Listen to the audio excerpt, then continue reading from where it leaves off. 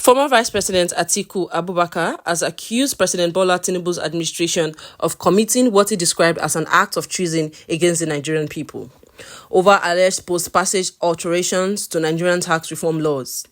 In a statement personally signed on Tuesday, Atiku claimed that changes made after approval by National Assembly are unconstitutional and undermine legislative supremacy. According to Atiku, the alleged alterations grant sweeping coercive powers to tax authorities, including arrest powers, property seizure without court orders, and enforcement sales without judicial oversight.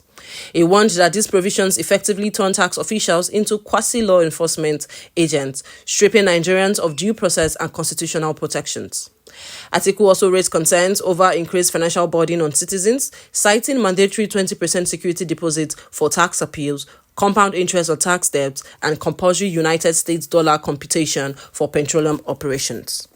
He urged that the measure would stifle economic growth and worsen poverty levels across the country.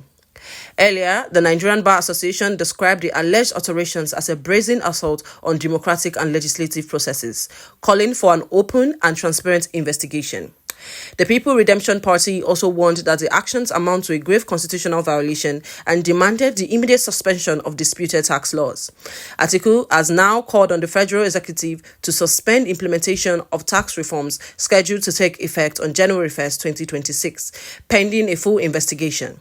He also urged the National Assembly to correct the alleged alterations and hold those responsible accountable.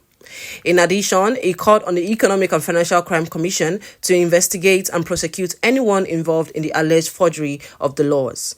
Meanwhile, the presidency has denied the allegations, attributing the controversy to fake documents. The federal government maintains that the tax reforms signed into law in June 2025 are aimed at simplifying tax compliance, expanding the tax base, and modernizing revenue collection. This is Flip TV.